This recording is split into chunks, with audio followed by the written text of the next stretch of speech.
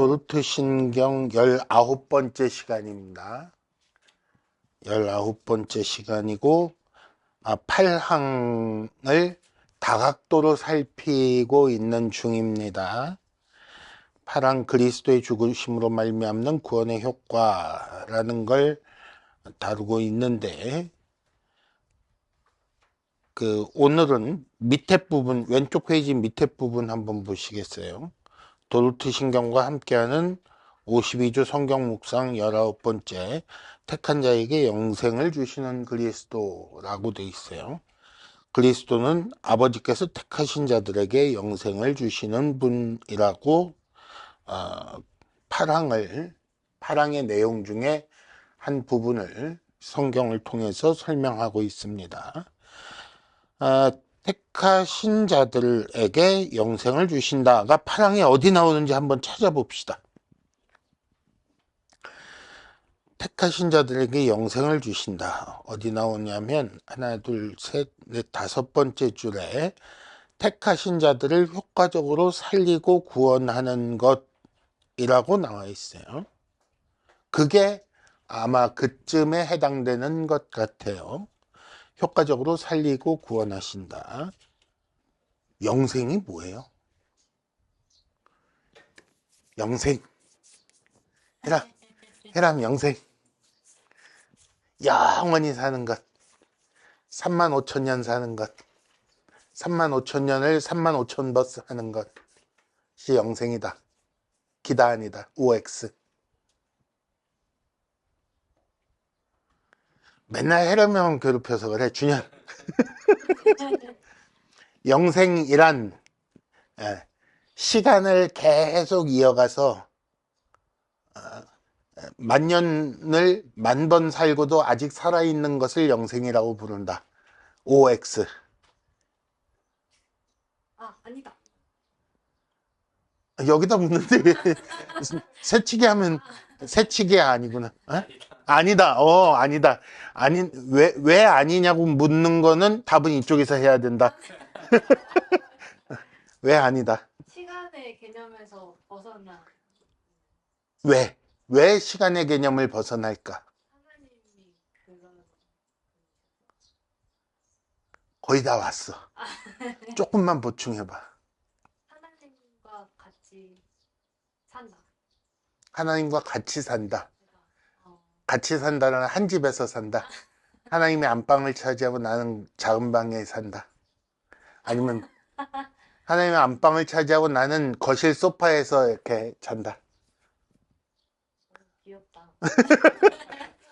같이 산다라는 게 뭐지? 조금 더 설명을 풍성하게. 그거는 목사님이 해주세요. 자, 영원한 생명이라는 것은 이 영원이 하나님이 영원하시다라는 것과 같은 개념이에요. 시간축을 벗어나 있다라는 말이고, 시간축을 벗어나 있으신 분인데 그 하나님이 생명 그 자체이시고 생명의 근원이셔서 그분에게 속하여 그분과 함께 있는 한은 그분으로부터 생명을 받는 한은 그분과 같은 삶을 살아가는 거예요. 그분과 같은 하나의 생명을 누리는 거예요. 그분이 영원하시니까 우리도 영원하게 되는 거예요. 단지 시간의 얘기가 아니라, 단순히 시간의 얘기가 아니라 시간을 벗어나서 하나님과 산다라는 거에, 그러니까 아까 굉장히 잘 대답을 한 거예요. 하나님과 산다예요. 하나님과 사는데 그게 공간적으로 하나의 공간을 점유한다의 개념이 아니라, 공간적으로 하나의 공간을 가지고 산다가 아니라 그분에게 붙어서 그분의 생명으로 내가 살아간다. 그분 안에서 살아간다. 그분으로 말미암아 살아간다. 그 생명을 내가 누린다.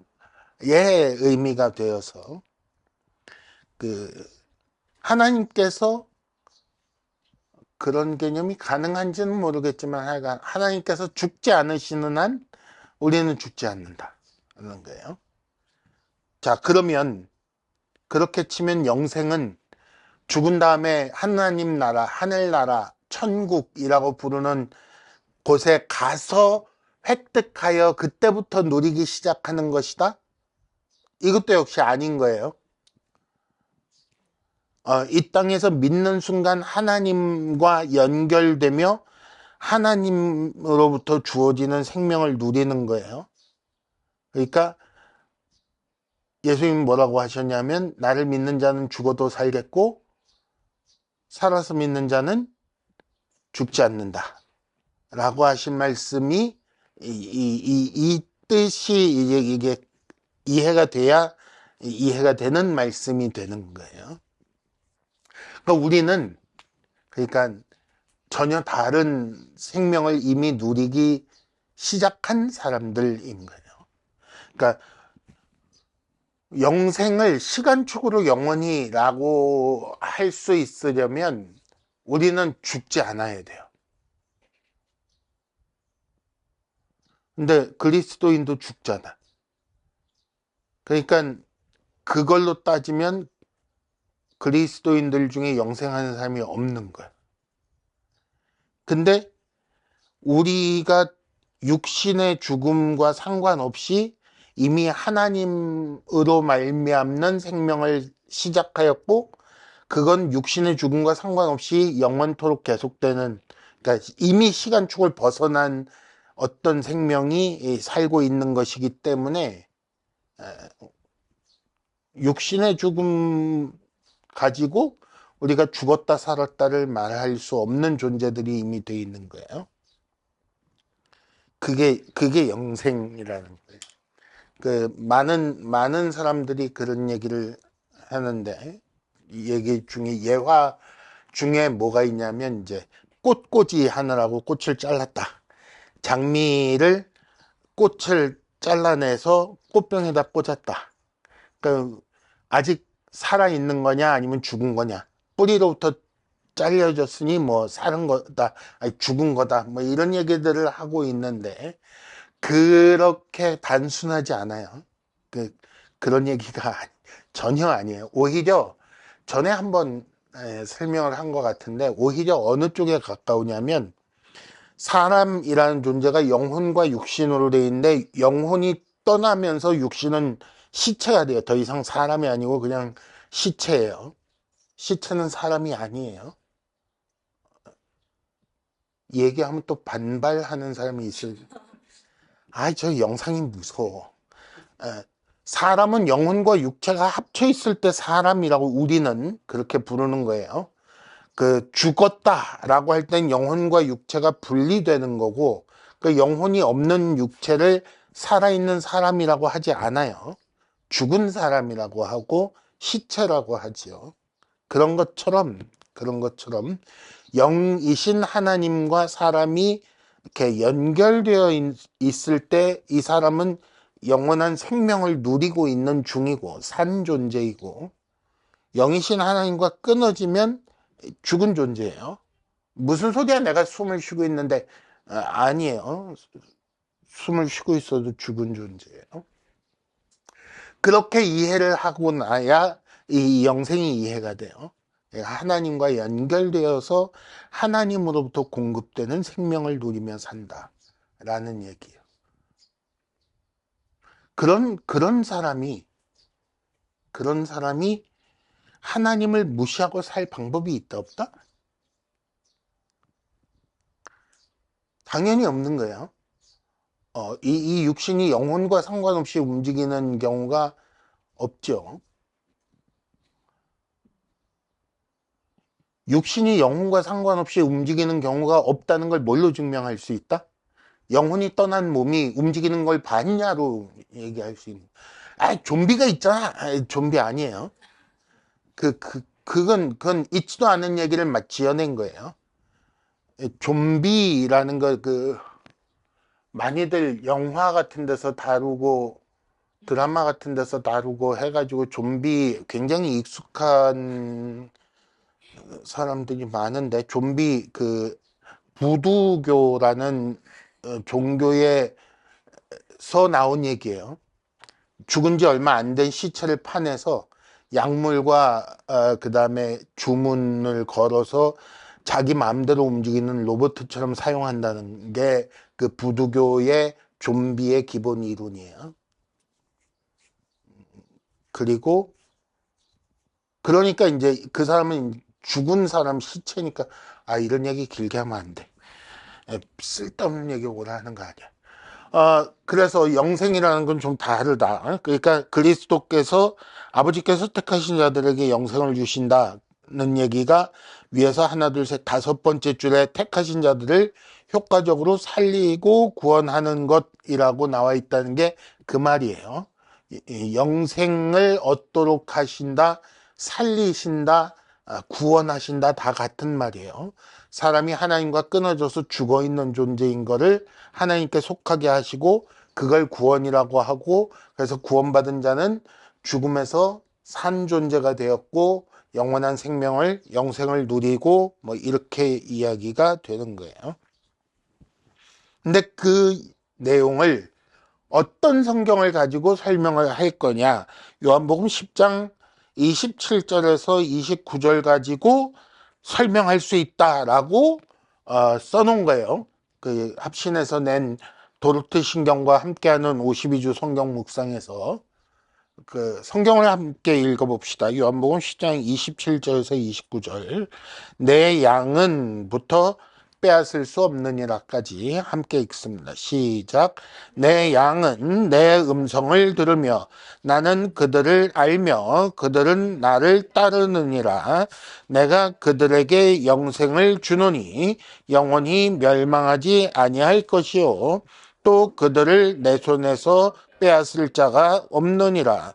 그들을 주신 내 아버지는 만물보다 크심에 아무도 아버지 손에서 빼앗을 수 없느니라 라고 하셨습니다. 이건 예수님이 주께서 이 땅에 계실 적에 하신 말씀이에요. 거기에 내가 그들에게 영생을 주노니 라는 한 문장 채 안 되는 그 부분이 오늘 얘기하고 연결되는 부분이고, 근데 그걸 전체를 가지고 앞뒤로 조금 더 포함해서 내용을 좀 읽어보도록 하겠습니다. 오른쪽 페이지.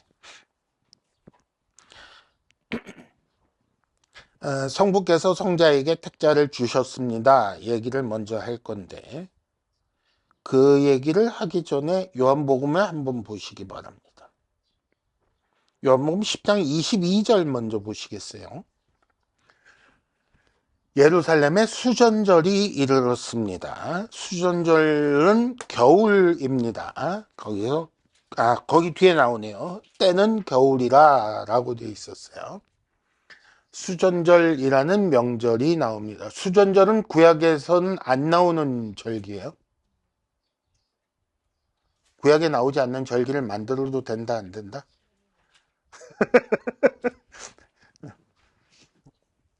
우리식 절기예요.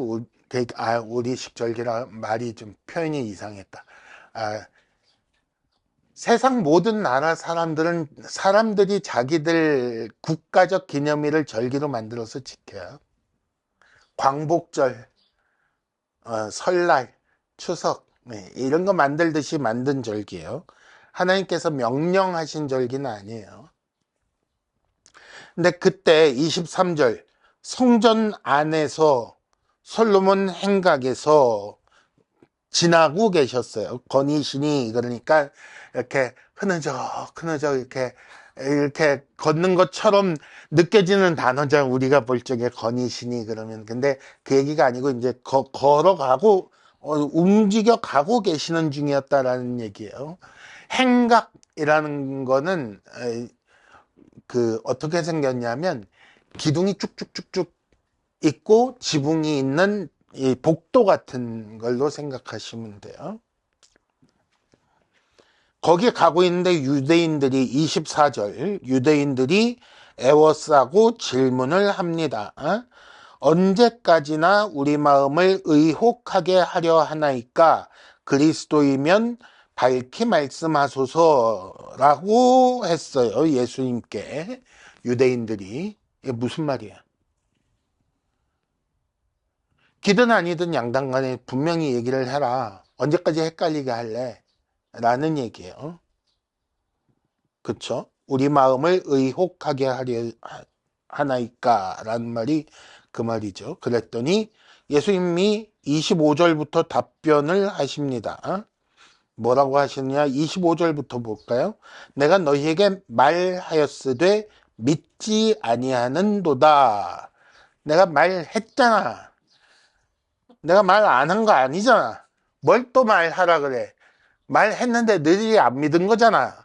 라고 그렇게 말씀하셨는지, 그러니까 지금 제가 한 것처럼 이렇게 짜증나는 어투로 하신 건지, 아니면 곱게, 아니면 멋있게 내가 너희에게 말하였으되 이렇게 하셨는지 몰라요. 그걸 어떻게 알겠어요? 근데 아마도 짜증이 많이 나셨을 것 같아, 내가 읽을 적엔. 왜냐하면 저런 소리 들을 적에 짜증 나잖아요. 그 비슷한 감정이에요. 영상 보는 중에 바이크 타시는 분 없겠지.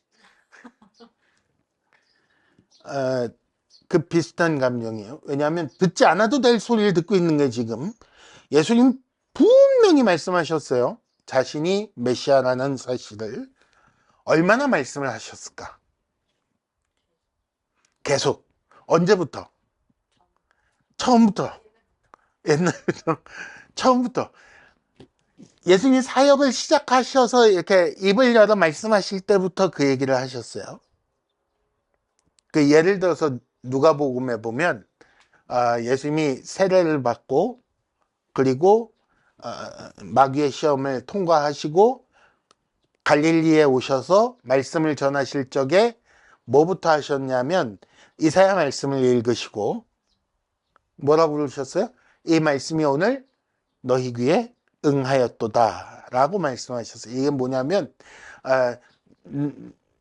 그리스도가 온다 그랬는데 내가 그리스도야 라고 말씀하신 거예요. 그 예수님이 그 전에는 말씀을 안 하셨을까? 그 전에 예수님이 직접 말씀하신 게 아니더라도 많은 사람을 통해 여러 가지로 말씀하셨어요. 예를 들어서 예수님의 어머니였던 마리아에게 천사가 나타나서 임신할 걸 수태고지라고 부르는데 그거 하실 적에 이미 알려주셨어요. 메시아라고. 그가 왕이 될 것이고 그의 나라가 영원할 것이다 라는 얘기를 하셨다고요. 그런 식으로 얘기를 하셨고 뿐만 아니라 예수님이 나셔서 난 지 8일 만에 할례받으러 성전에 가셨을 적에 네가 메시아를 보기 전엔 죽지 아니하리라 라는 얘기를 들었던 할아버지가 예수님을 안고 너무너무 기뻐했어요. 드디어 죽을 수 있게 됐군요 이러고. 그게 그 얘기예요. 내가 드디어 메시아를 안았습니다. 메시아가 오신 걸 보았습니다. 메시아가 오시기 전에는 죽지 않을 것이라고 하셨는데 드디어 결국은 나로 하여금 메시아를 보게 하셨습니다. 너무 기쁩니다. 얘기를 했던 거예요. 그런 식으로 계속 이야기가 있어 왔는데 예수님도 친히 직접 말씀하셨는데 안 믿은 건 누구다? 유대인들이 안 믿은 거예요. 그러놓고 이제 와서 뭐라고 그런다고? 언제까지 의혹하게 하려 하나이까 밝히 말씀하소서. 그러니까 말했잖아 라고 할 수밖에 없는 거예요. 그러면 왜 이런 일이 있게 되었는가? 우리가 여태 배운 걸 기초로 해서 이 이야기를 생각하면서 읽어보세요. 29절 그들을 주신 내 아버지라는 말로 시작되어 있어요. 내 아버지라는 분을 뭐라고 수식하느냐 하면 그들을 주신 분이라고 수식하고 있는 거예요. 근데 그들이라는 존재는 누구냐면 27절 내 양이라고 돼 있고 그 다음에 중간쯤에 나는 그들을 알며 그 뒤에 그들은 나를 따른다. 그러니까 그들은 계속 내 양인 거예요. 그렇죠? 28절에 내가 그들에게 내 양에게 영생을 주고 그래서 그들을 내 손에서 빼앗을 자가 없다. 내 양을 내 손에서 빼앗을 자가 없다. 왜냐하면 그들 내 양을 주신 내 아버지는 만물보다 크신 분이기 때문에 아무도 아버지 손에서 빼앗을 수 없기 때문이다 라고 설명을 하고 있잖아요. 그렇죠? 그러니까 그들 내 양이라고 불리우는 존재들을 누가 누구에게? 아버지가 아들에게 주신 거예요. 그 결과 27절 내 양은 내 음성을 듣고 나는 그들을 알고 그들은 나를 따른다. 근데 26절 너희는 나를 따르지 않고 나를 믿지 않는다. 그렇다면 결론 너희가 무엇이기 때문이다? 내 양이 아니기 때문이다. 라는 얘기를 하고 있는 거예요. 너희가 내 양이 아니므로 믿지 않는다. 라고 말씀하고 계시는 거예요. 자, 이거를 양이라는 존재를 좀 정리를 해봤어요. 양. 창세전에 하나님께서 복음을 듣고 믿게 할 사람으로 선택하신 자를 여기서 양이라고 표현하고 있는 것이고, 그래서 성부께서 성자에게 양을 주시고 성자는 자기 양을 위해 속죄하시고 그렇게 하여 이 양은 영생을 얻게 됩니다. 하나님께 빚진 거를 양이 빚진 거를 그 양을 성부께서 자기한테 빚진 양을 그 빚쟁이 양을 아들한테 넘기셨. 와, 이렇게 얘기하니까 재밌는데. 빚쟁이 양을 아버지가 아들에게 넘겼어요. 그 아들이 그 빚쟁이 양을 받아가지고 대신 빚을 아버지한테 갚았어요. 아이, 참 가벼워요. 아이. 그래가지고 이제 이 양은 더 이상 빚을 갚지 않아도 되는 존재가 되었고, 그래서 아버지 앞에 용납되는, 아버지 앞에 나아갈 수 있는, 아버지께 가서 그 생명을 받아 누릴 수 있는 존재가 되었어요. 라는 얘기를 하고 있는 거예요. 근데 이게 짐승으로서의 양과 목자로 이해하는 것보다 더 좋은 힌트가 구약에 있어요. 구약의 배경에서 목자라고 부르는 존재는 왕이에요. 양은 그 백성이고, 그러니까 그 고대 근동사회에서 왕을 그 나라 백성들의 목자라고 부르는 버릇이 있었어요. 그런 문화가 이루어지도록 하나님께서 미리 손 쓰신 거지. 이걸 전문 용어로 섭리라고 해요. 미리 손을 쓰신 거예요. 그래서 목자 그러면 사람들이 진짜 양을 치는 이렇게 궁색한 행색에 이렇게 지팡이 짚고 이러고 덥수룩하니 먼지 뒤집어 쓰고 있는 그 목자 말고 자기 백성을 잘 이끌어내는 왕이라는 존재로 생각할 수 있는 근거를 미리 다 마련을 해 두신 거예요. 그래서 목자는 왕이고 양은 백성이에요.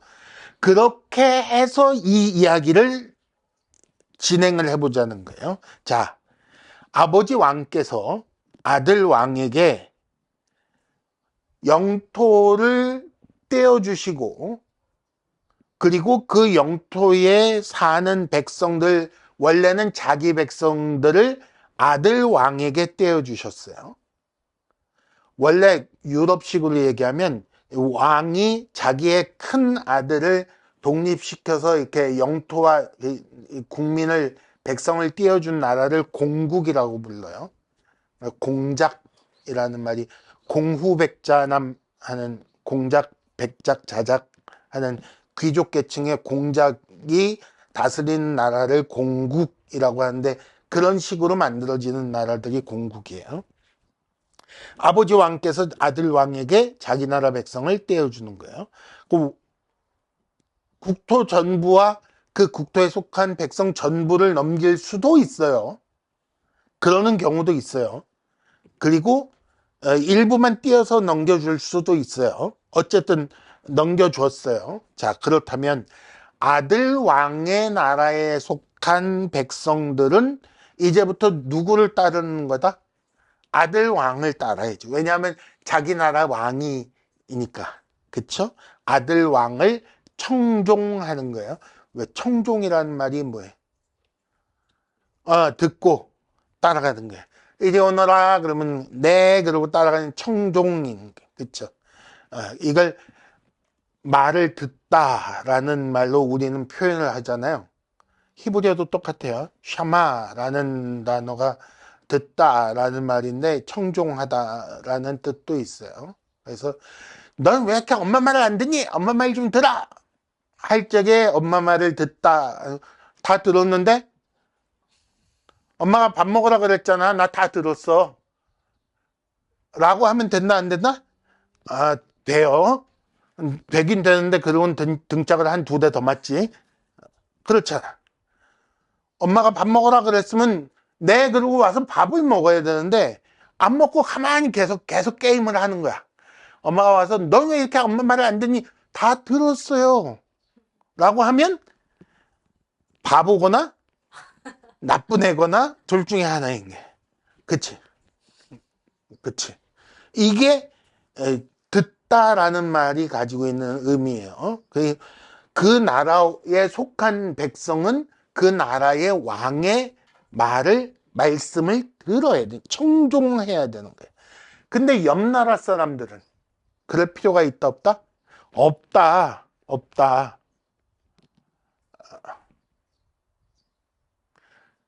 에돔 백성이 이스라엘 왕의 말을 들을 필요가 없다. 당연하죠. 애굽 백성이 다윗 왕의 말을 들을 이유가 없는 거예요. 그런 것처럼 왜 갑자기 그쪽 얘기를 하냐면 이쪽 동네 지금 우리가 아는 나라 중에 이 왕국의 그런 시스템을 갖고 있는 나라가 없어서 그래요.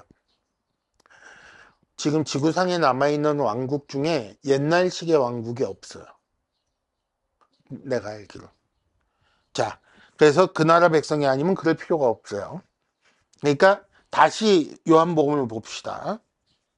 26절 너희가 내 백성이 아니므로 믿지 않는 것이다. 내 백성은 내 말을 듣고 그들은 나를 알고 나는 그들을 알고 그들은 나를 따른다. 청종한다. 그래서 내가 그들에게 내 나라에 속한 무언가를 주고 그래서 그들은 그걸 누리게 되고 그걸 그들 손에서 빼앗을 자가 없다. 라고 설명하고 있는 거예요. 사실은 이 짐승 양과 그 양을 기르는 목자 얘기가 아니라 목자로 표현되는 왕과 그의 백성 사이의 이야기를 보면 그렇게 된다고. 훨씬 이해가 쉽죠. 그럴듯하죠. 그 얘기를 하고 있는 거예요. 그 얘기를 조금 더 살펴봅시다. B. 성자께서 택자에게 영생을 주심. 첫 번째, 아들 왕이 전쟁을 했어요. 그 전리품을 얻었어. A 나라의 왕이 B 나라의 왕과 전쟁을 해가지고 B 나라를 박살을 냈어요. 그리고 그 영토의 절반과 그 절반의 영토에 사는 백성들을 다 A 나라 왕이 가지고 왔어요. 이 B 나라의 영토의 절반이 A 나라의 것이 되었고, 그리고 그 나라, 그 지역에 사는 백성들이 다 A 나라의 종이 됐어요. 그 왕이 혼자서 그 많은 종을 다 거느려. 전부 다 오늘은 절반 나눠서 앞에 절반은 음식을 준비하고 뒤에 절반은 설거지를 한다. 그러면 이제 20만 명은 밥을 짓고 20만 명은 설거지를 해요. 그거 아니고 그렇게 끌고 온 포로들을 종 삼아서 누구에게 준다? 자기 이미 A 나라에 살고 있는 백성들에게 종으로 나눠주는 거예요.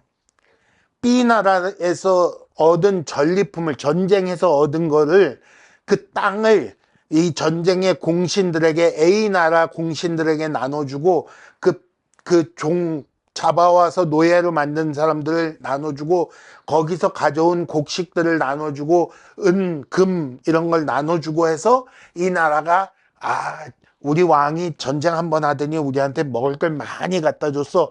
소리를 할 수 있게끔 해주는 거예요. 그걸 전리품을 누가 누린다고요? 그 나라 백성들이 누리는 거예요. 근데 그걸 C나라에서, 반대편 C나라에서 야 우리도 좀 줘야지 라고 할 수 있다 없다? 이건 말도 안 되는 소리다. 왜? A나라가 B나라랑 싸워서 얻어낸 전리품을 C나라가 지가 뭔데 내놓으라 그러냐고. 그럴 일이 없다는 거예요. 그쵸? 또 하나, 아버지가 A라는 나라의 큰 나라 중에 절반쯤 A-를 띄어서 아들 왕에게 주었어요.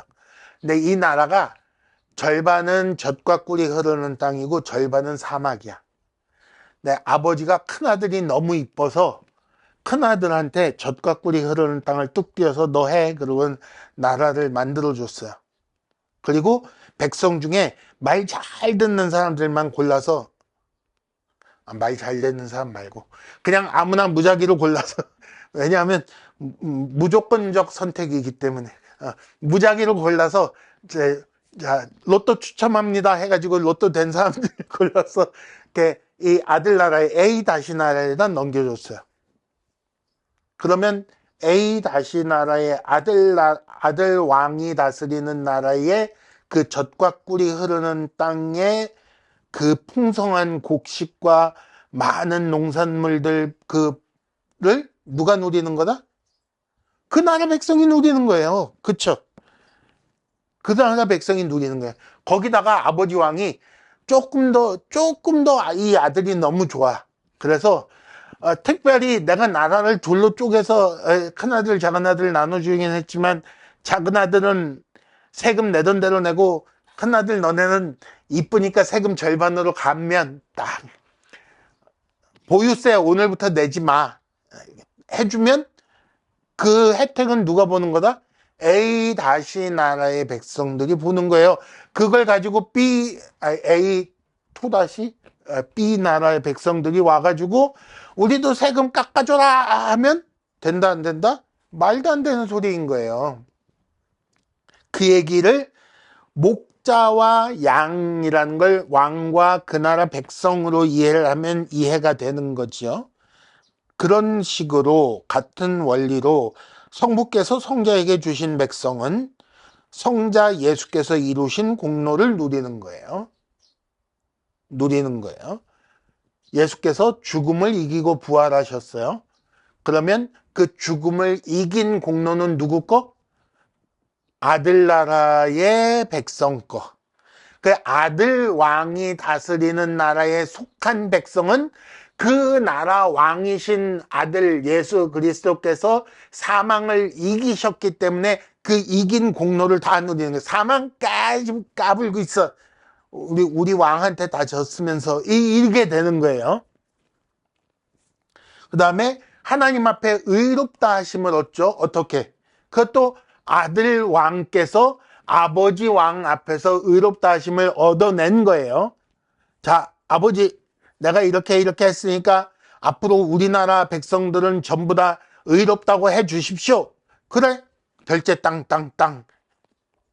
그래서 아들 왕이 다스리는 나라 백성들은 전부 다 아버지 왕 앞에서 의롭다 하심을 받는 거예요. 아버지와 아들 사이에 일어난 일이에요. 그 백성들이 잘나서 된 게 아니고. 근데 그 아들 왕이 따낸 거를 그 혜택을 그 아들 왕의 나라 백성들이 다 누리는 거예요. 또 하늘에 올라 하나님 우편에 앉으셨습니다 라고 아들에 대해서 우리가 고백을 하는데, 그러면 아들에 속한 나라 사람들은 그런 지위를 누리는 거예요. 하늘에 올라가면 우리의 지위는 어디라고? 하나님 우편인 거예요. 하나님의 백성들은 하나님 우편인 거예요. 야, 말도 안 되잖아. 그런다고 어딨어. 계시록에 나와요. 계시록 4장에 뭐라고 나오냐면 24장로가 하나님의 보좌에 같이 앉아 있어요.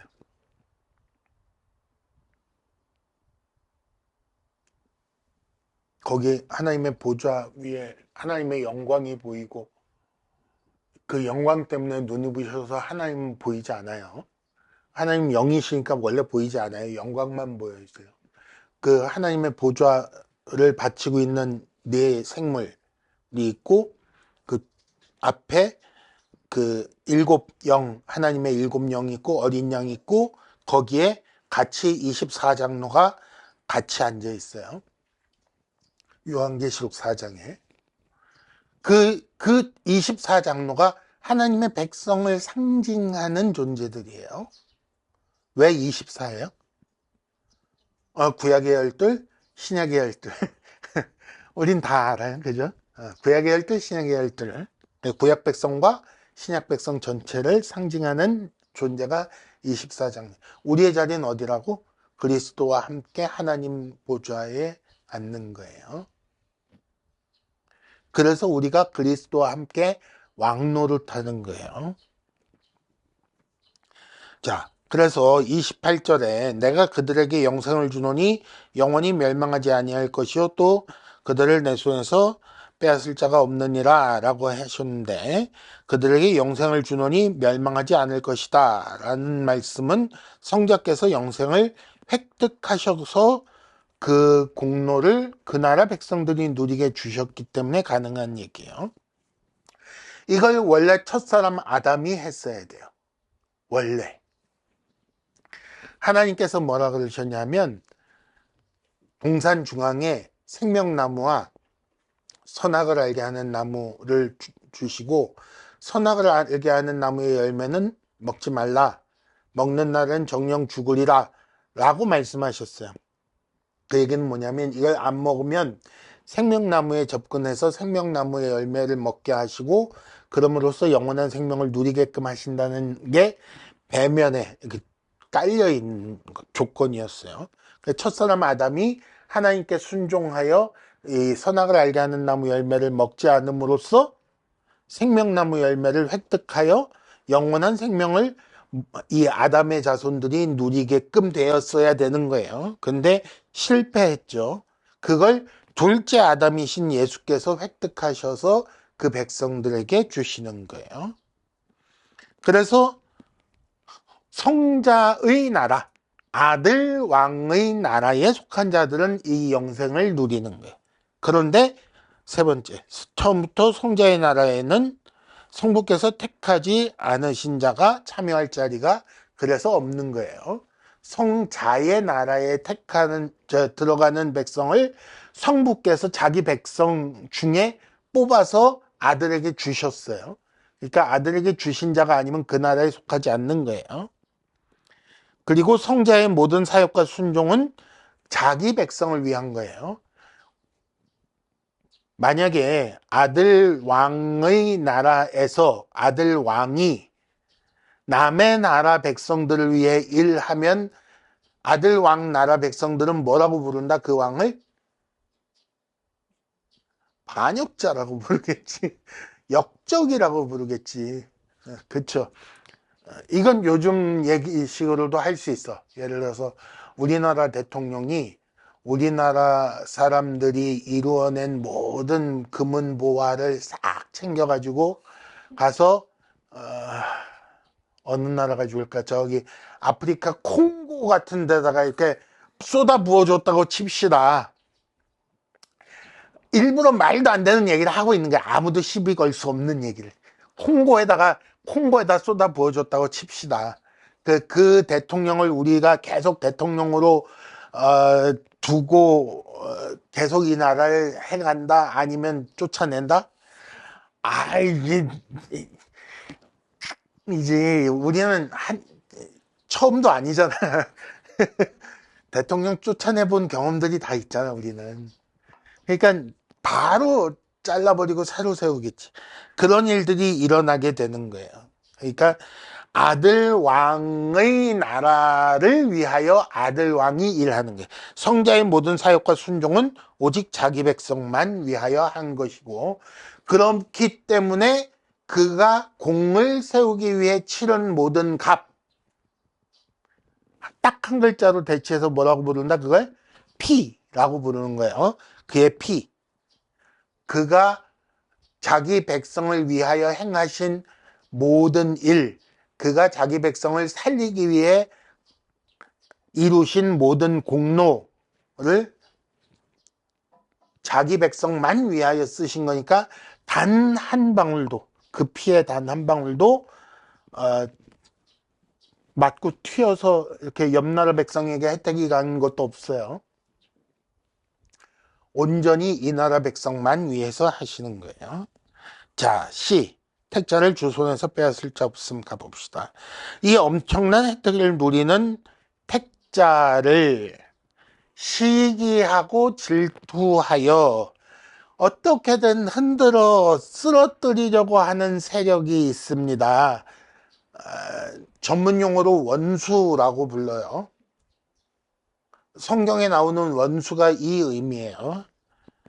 이 엄청난 혜택을 누리는 하나님 백성 택자에 대하여 시기하고 질투하여 흔들어 무너뜨리려고 하는 세력이 있습니다. 그를 사탄이라고 부르며 그가 그런 일을 하는 이유는 그가 참소하는 자이기 때문에. 참소가 뭐냐면 재판장한테 가서 아이고 재판장 저놈이요 어제는 거짓말을 27번 했고요 그저께는요 도둑질을 3번 했는데요 3번 중에 2번은 딴 놈한테 도둑질 다시 당해가지고 이러면서 계속 수근수. 이게 참소하는 자예요.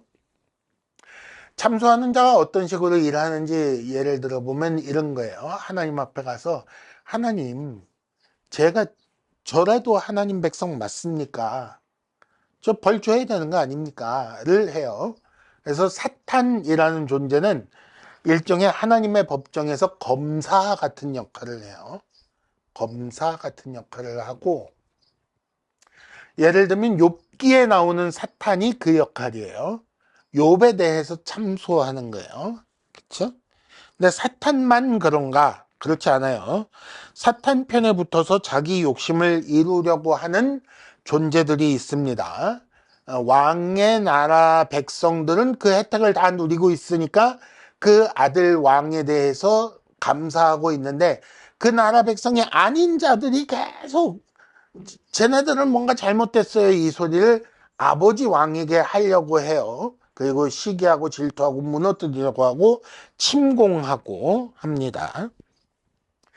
그들을 세상 권세와 종교 세력을 동원하는 자로 표현한 이유가 있습니다.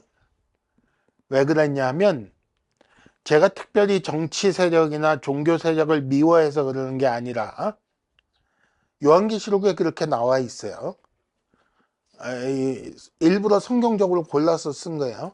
성경적 근거가 있는 거예요. 요한계시록에 보면 그 짐승이 나오는데 그 짐승 중에 그 정치 권력을 휘두르는 짐승이 있고 종교 세력을 휘두르는 짐승이 있어요.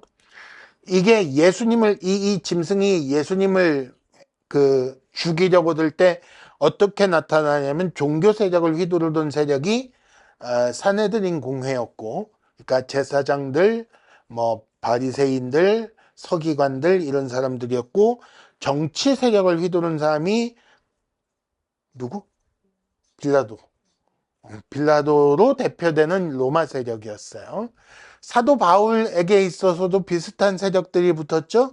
대제사장을 필두로 하는 유대인 세력들이 종교 세력으로 붙어서 사도 바울을 죽이려고 했고, 그 다음에 총독인 베스도, 그 다음에 또 벨릭스 같은 사람들이 이제 정치 세력의 대표적인 예예요. 그러니까 세상 권세와 종교 세력을 동원해서 날마다 하나님께서 택하신 자들을 위협하는 이야기를 제가 괜히 미워서 이런 얘기를 한 게 아니에요. 성경에 나와 있어서 한 얘기예요. 근데 실제로 그래요. 실제로 그래요. 지금도 참 교회를 하나님의 택함 받은 자를 어떻게든 흔들어 무너뜨리려고 하는 세력들이 주로 사용하는 권력이 뭐냐면 정치 권력과 종교 권력이에요. 굉장히 조심해야 돼요. 그래서 이것들에 대해 이렇게 깨어있는 눈으로 보실 수 있어야 돼요. 자, 그런데 그들이 위협하고 흔들고 하는데 성공의 가능성은 있다, 없다? 내 손에서 빼앗을 자가 없다라고 하셨으니 성공의 가능성은 없습니다. 왜 없다고 자신 있게 말할 수 있느냐? 29절. 그들을 주신 내 아버지는 만물보다 크시기 때문에 아무도 아버지의 손에서 빼앗을 수 없기 때문입니다. 라고 말하고 있어요. 천지를 창조하신 창조주 하나님의 소유를 겨우 피조물 따위가 창조주 하나님께 반역하고 맞서 싸워서 그 손에서 뺏어올 수 있는 존재가 있겠느냐라고 말하고 있는 거예요. 피조물은 천지의 창조주이신 아버지 하나님과 하나님의 아들이신 성자 하나님을 이길 방법이 없습니다. 무슨 짓을 해도 절대로 못 이겨요. 성부와 성자 손에 있는 택자, 성부의 소유이며 성자의 소유인 자를 빼앗을 수 있는 존재는 없습니다. 택자의 소유권자는 택함받은 자들을 소유하고 계시는 분은 이란 말이에요. 되게 이상하게 써놨죠. 어떻게든 그 말을 줄여서 쓰라고 그랬어요. 택함받은 자를 소유하신 분은 생명 그 자체이기 때문에 그에게 속한 백성은 그래서 영원한 생명을 누립니다.